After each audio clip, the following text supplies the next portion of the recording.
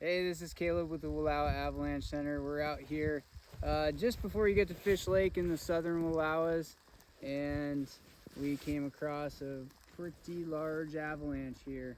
I would call it the 2.5 in the destructive scale, and it's about 4 feet deep on average at the crown. We walked just above the crown to do an extended column test here, and we have about 6 feet of snow in this location.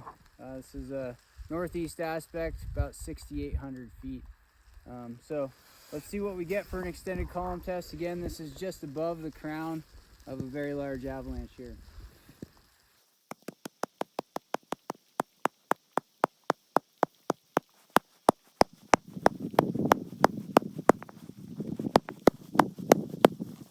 Okay, so no results in the extended column test, but when you watch me just put a little bit of pressure there, this whole slab of snow comes falling down.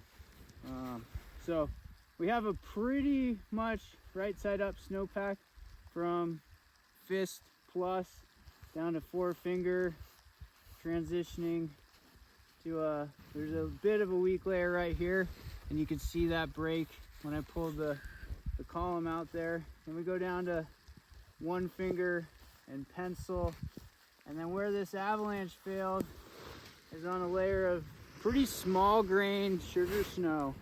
It's not the super huge cup-shaped depth ore that we're seeing near the ground, and it did fail on a small melt freeze crust.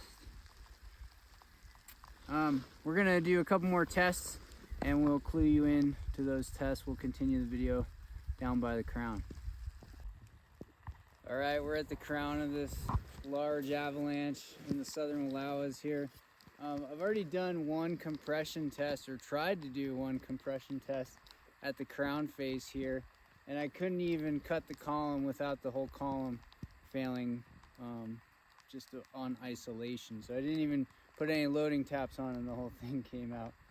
So we're gonna do another one here and see what happens. I've already isolated both sides and I'm about to cut the back here.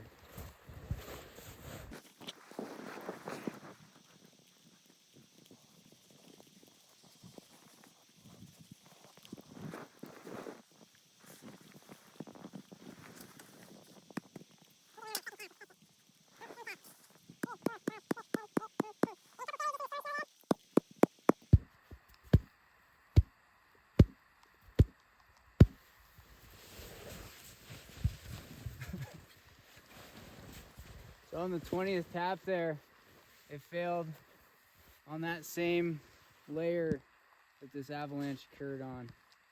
And then it broke down a little bit deeper too. So what does this tell us? Yes, our test results are a bit inconsistent. We didn't get propagation on an extended column test, just 10 feet uphill of us. And we got a pretty alarming result in this compression test. And obviously, the recent avalanche is quite an alarming result as well. Indication of significant instability, deep instabilities. The average crown height of this avalanche was about 4 feet.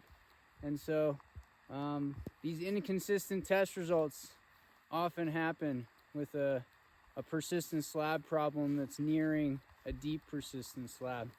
And so we really just have to look at the structure of the snowpack.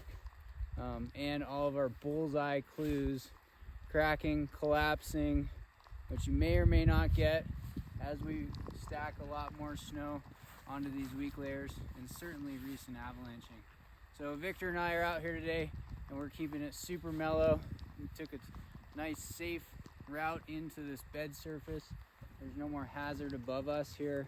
And if you come and ride down in the Southern Wallowas, we would really encourage you to really dial it back and stay off of slopes greater than 30 degrees and stay out from underneath run out zones and overhead avalanche paths. Submit your observations to WallowaAvalancheCenter.org. Stay safe, have fun.